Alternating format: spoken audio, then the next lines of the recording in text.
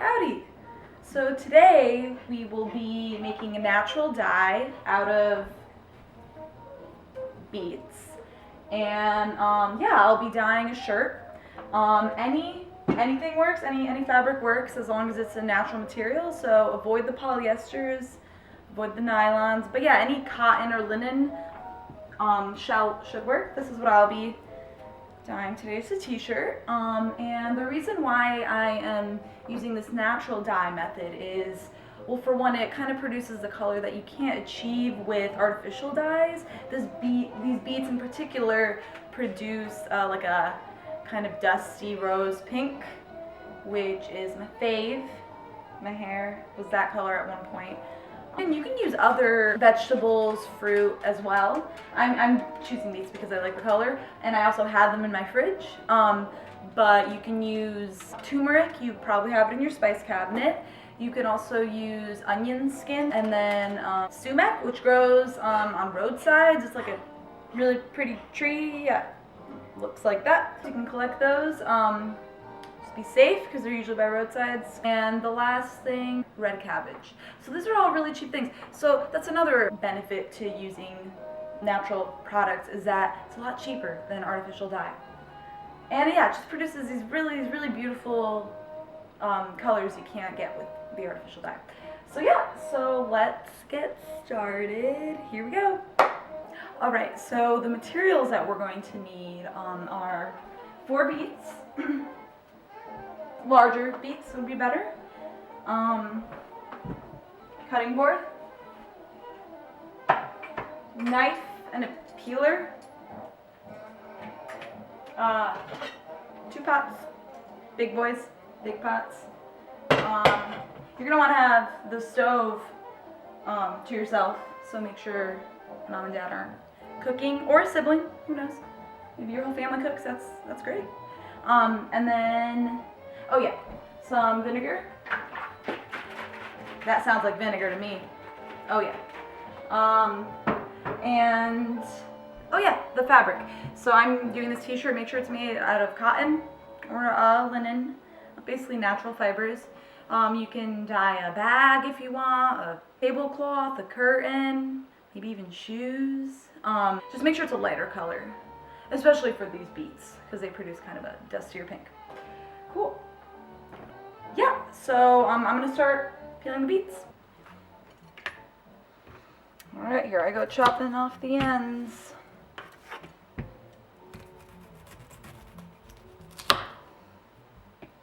Yeah, beets are kind of gnarly looking creatures, but they are probably my favorite vegetable of all time. I mean, not only can you use them for spectacular dye, but they're also so delicious. Pickled, cooked, raw in a salad.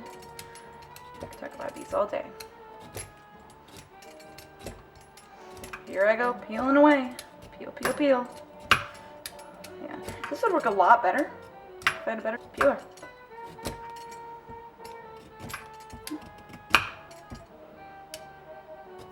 You know what? Let me go get a better peeler. I'll be right back. Now this is a peeler. Let's see how it works. Oh yeah, works like a gem. How lucky of me to find a new unopened peeler in the closet. It's like godsend.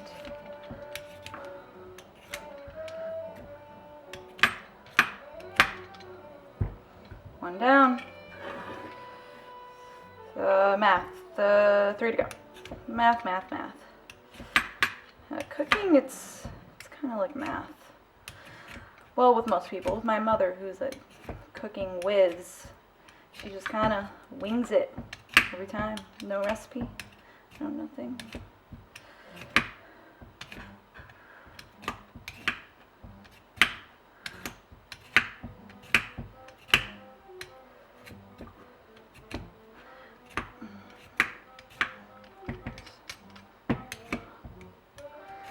Peel, peel, peel, peel, peel. Okay. And after we're done, after we cut them into their chunks and boil them for an hour and a half, we're gonna eventually remove the beet pieces and just use the the liquid that remains. But I highly recommend not disposing of those beets because they're good. Put them in your fridge. Maybe your mom or dad will use them, eat them. Who knows? Possibilities are endless.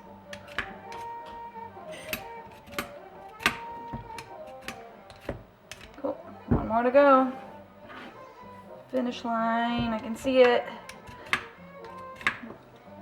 What do people say? Oh yeah, home stretch, baby.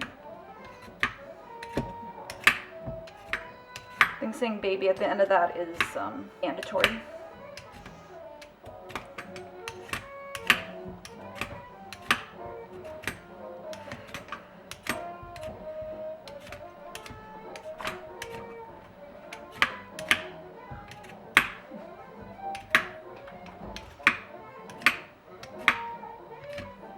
There's my mother in the back trying to be sneaky and not trying to disturb this video.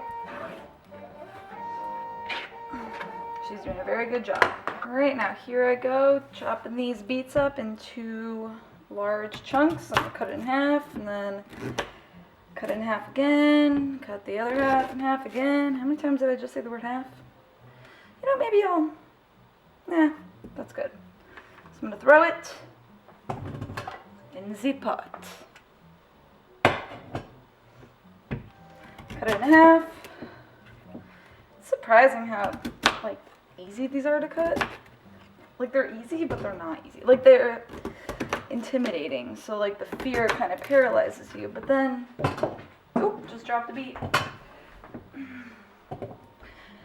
But then it's surprisingly straightforward. They're quite forgiving.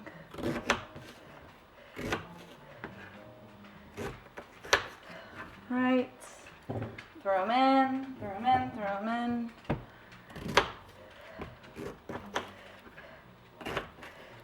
Throw them in.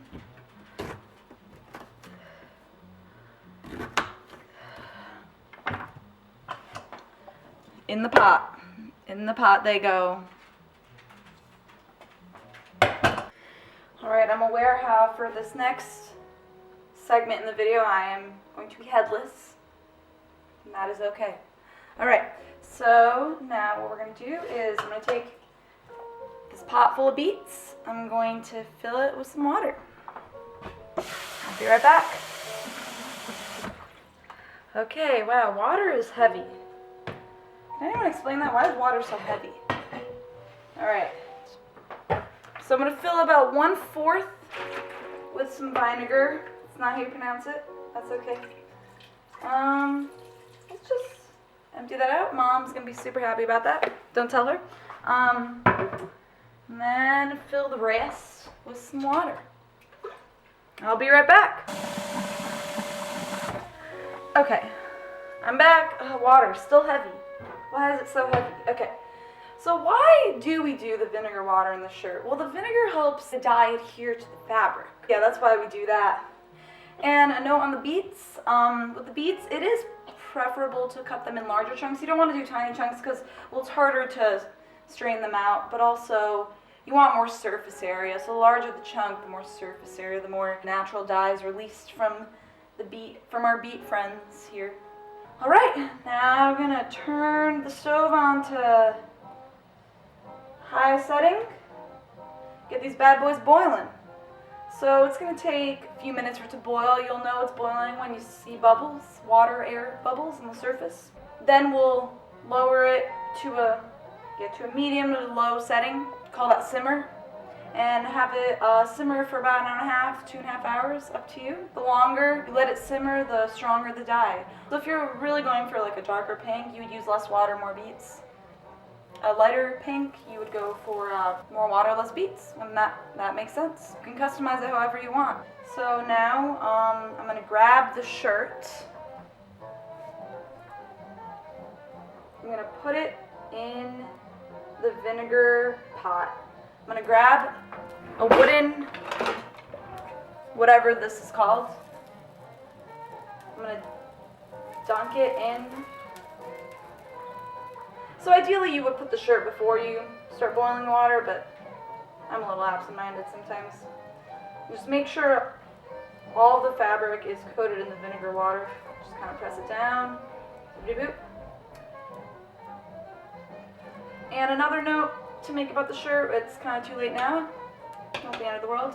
It's best if it's clean, you know. But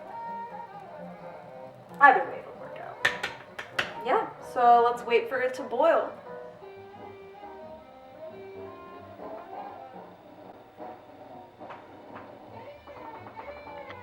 Can you see my reflection in the surface of the water? Nope. No, you can't.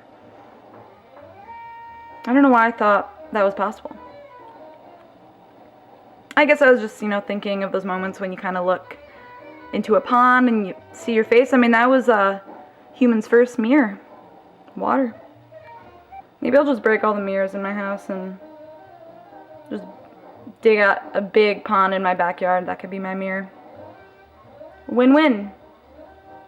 Less vanity, less opportunity to be vain. Also, you get a cool pond in your backyard. Maybe get some koi fish. John Coltrane playing in the back. Perfect boiling music, I gotta say. Anything I see it boiling? Yep. Hallelujah. Yeah, watch it go. Alright. So I'm going to turn this one down to a simmer. We're going to let that simmer for about an hour and a half.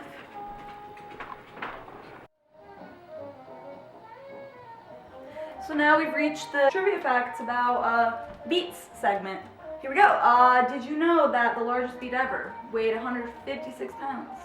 It was grown by a Dutchman. The whole beet edible, from roots to leaves.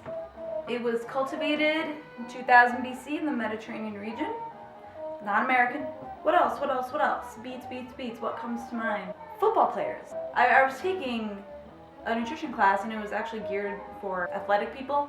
I was in the wrong class. I remember one of the football players gave a presentation on beets. He said that before every game they drink beet juice. Cookie, do you have anything to say about beets? What was that? She said no comment. Cool, so now we're gonna wait an hour and a half to 2.5 hours. And when we're done with that, we are going to remove the beet chunks, remove the water from the vinegar pot, and transfer the beet juice into the t-shirt pot. Yeah, and then we're gonna let that sit overnight, and you'll get your beautiful dusty pink fabric transformed by the magical powers of beets. Alright, so it's been about an hour and a half, actually 2 hours. Okay, so I'm going to remove the beet chunks with this weird utensil I found. A slotted spoon would probably work best, but this will get the job done. Oh, so I got 3 in 1 scoop. That would have been pretty cool. That's okay. I think it's very important to save these boys because it's a lot of food. A lot of food. Even if you don't like beets, feed your family members, Put it in a soup, in a salad, on a sandwich. Or just eat it like that. That's what I would do.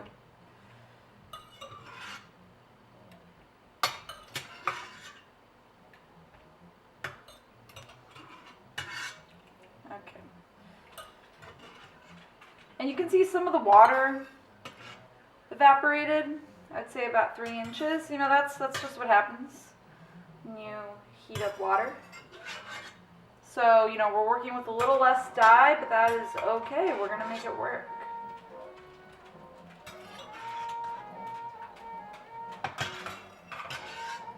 That's about it.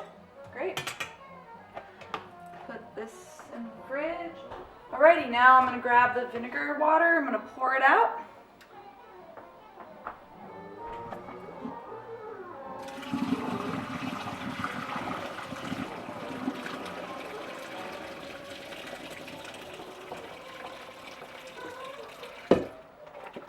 I'm gonna put this in the sink so as not to make a mess.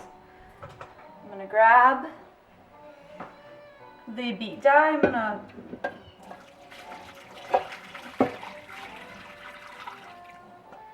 pour it over the shirt. Okay, now I'm just gonna kind of poke it with this utensil and make sure I completely cover the fabric in the dye. And the fabric might stick out over the dye because a lot of the dye did evaporate, but as long as you make sure every part of it gets exposed to the dye, then that's good. Great. Alright, here it is. Here's my safe spot. Right next to these beans that I'm soaking. Yeah, so I'm going to let it sit overnight. 12 to 24 hours works. You could do longer, but 12 hours is all that you really need. Yeah, so I'll see you in 12 hours. Hi. So it's been 24 hours since I let the fabric soak in the beet dye. Here it is. Nice and rosy. Yeah, so I'm gonna go take it over to the sink, wring it out, and then hang it to dry. So I'll see you at the sink.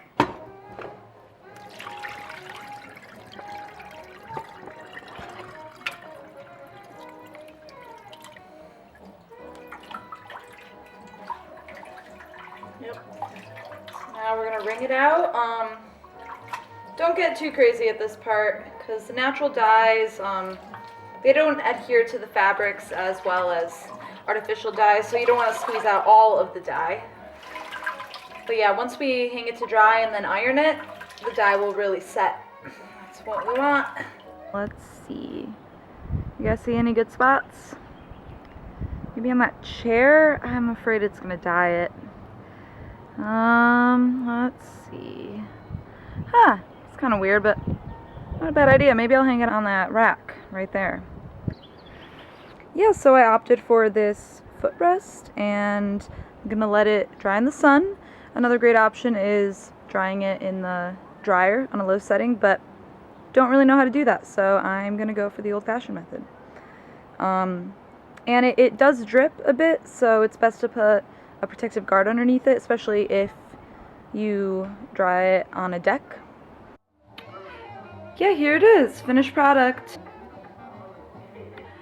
Yeah, it has a cool tie-dye effect to it, which I did not expect, but yeah, I actually like it.